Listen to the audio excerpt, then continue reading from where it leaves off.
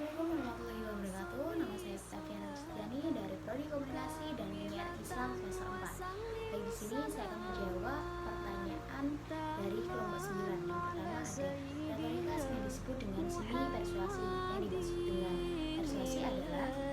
persuasi adalah proses mempengaruhi pendapat, sikap, dan tindakan orang dengan menggunakan manipulasi psikologis sehingga orang tersebut bertindak seperti atas kehendaknya sendiri.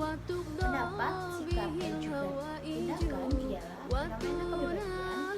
Karena itu, seseorang orator atau ahli pidato perlu mengetahui faktor-faktor yang menentukan kepribadian manusia tersebut. Baik, yang selanjutnya yaitu yang kedua, sebutkan 3 jenis retorika menurut Aristoteles. Yang pertama ada retorika forensik, yaitu berfokus pada sifat yuridis dan mempersoalkan masa lalu untuk menentukan benar atau salah. Kemudian yang kedua ada retorika demonstratif, fokus pada epikdetik yang berkaitan dengan wacana pujian dan juga tuduhan untuk memperkuat sifat baik atau buruk seseorang, lembaga maupun gagasan. Nah, pidato jenis ini bertujuan memuji, menghormati, atau bahkan sebaliknya. Kemudian yang ketiga ada retorika deliberatif yang bermaksud untuk menentukan tindakan yang harus atau tidak boleh dilakukan halayak. Nah, dapat disimpulkan bahwa pada teori retorika klasik ini yaitu kemampuan retorika lebih banyak dipraktekkan pada bidang hukum serta kepentingan politik. Kemudian soal yang nomor 3, sebutkan tingkatan persiapan teknis pidato. Yang pertama ada incendio, yaitu penemuan bahan. Pada tahap ini pembicara mengenali topik dan meneliti halayak untuk mengetahui metode persuasi yang paling tepat. Tema, judul, dan materi pidato dapat diperoleh dari beberapa sumber. Kemudian yang kedua ada dispositio, yaitu menyusun atau merangkai bahan. Pada tahap ini pembicara menyusun pidato atau mengorganisasikan pesan. Kemudian yang ketiga ada elocutio, yaitu gaya. Pada tahap ini pembicara memilih kata-kata dan menggunakan bahasa yang tepat untuk mengemas pesannya. Aristoteles memberikan nasihat seperti ini: gunakan bahasa yang tepat, benar, dan dapat diterima. Pilih kata-kata yang jelas dan langsung disampaikan. Kemudian yang keempat ada pronunciatio, yaitu penyampaian. Pada tahap ini bicara menyampaikan pesan secara lisan. Kemudian soal nomor 4, bagaimana teknik menemukan sumber bahan bacaan guna memperdalam tema pidato. Yang pertama ada sumber bahan bacaan. Kemudian yang kedua ada bantuan dari orang yang mempunyai wewenang atau para ahli. Kemudian yang ketiga ada tempat-tempat yang dikunjungi. Kemudian yang keempat ada daftar literatur. Kemudian yang kelima ada media informasi, radio dan televisi. Yang kelima ada media online. Baik, untuk yang terakhir dari kelompok 11 yang nomor 1, sebutkan beberapa tanda bagi seseorang yang ikhlas ketika menyampaikan ceramah menurut Imam Ghazali. Pertama, tidak menyepelekan orang lain. Yang kedua, konsisten dengan yang disampaikan. Yang ketiga, tidak untuk mencari pengikut. Baik, sekian untuk menjawab soal UAS. Untuk video selanjutnya yaitu pidato singkat dari saya. Assalamualaikum warahmatullahi wabarakatuh.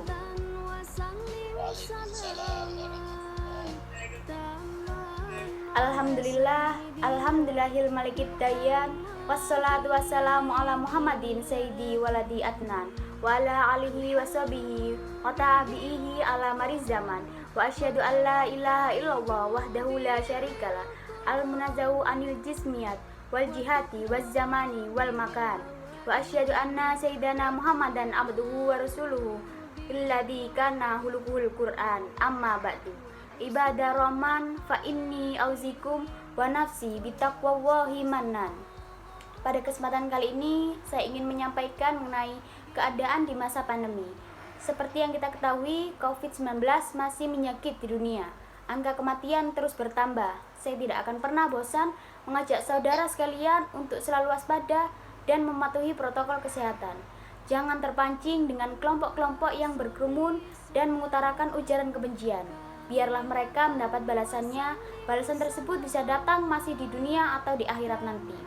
Sebagai hamba yang taat, mari kita hargai kerja keras tenaga medis, satuan tugas, dan orang-orang yang selama ini berjuang melawan COVID-19. Mari doakan mereka agar senantiasa diberi kesehatan dan kekuatan oleh Allah SWT. Kita sebagai warga negara, bila masih bisa di rumah, sebaiknya di rumah saja. Jangan sampai kita terpicu dan malah menimbulkan gesekan antar warga. Mari saling jaga kerukunan, jangan menanamkan kebencian dalam diri kita, baik kita bijak dalam berperilaku dan berkata-kata. Dalam Quran Surat Al-Baqarah ayat 83 menyebutkan, dan ucapkanlah kata-kata yang baik kepada manusia. Mengikuti pesan dari Syekh Al-Azhar dalam upaya menghilangkan kerisauan ini adalah kita lakukan tindakan pencegahan dan taati protokol kesehatan, serta temuan ilmu pengetahuan yang wajib diikuti dan ditaati menurut agama. Selain itu, mari kita perbanyak sedekah dan kembali berserah diri kepada Allah melalui sholat dan juga doa. Dengan harapan semoga Allah segera mengangkat musibah ini, menghilangkan keresahan dari hamba-hambanya, memberikan inspirasi kepada ilmuwan dan peneliti agar lahir dari tangan mereka obat yang dapat menyembuhkan penyakit berbahaya ini. Dialah Allah, Tuhan yang Maha Melindungi dan kuasa atas itu.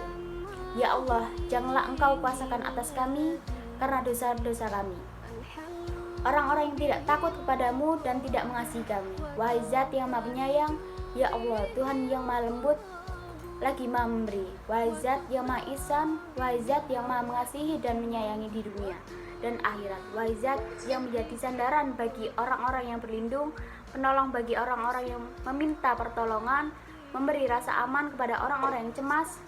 Wahai Zat yang menyikap mudaratan, yang menolak bala bencana, kami memohon kepadamu agar segala sirna, segala bencana, baik yang kami ketahui maupun tidak kami ketahui, dan Engkaulah Maha mengetahui itu semua. Sesungguhnya Engkau adalah Zat yang Maha Mulia.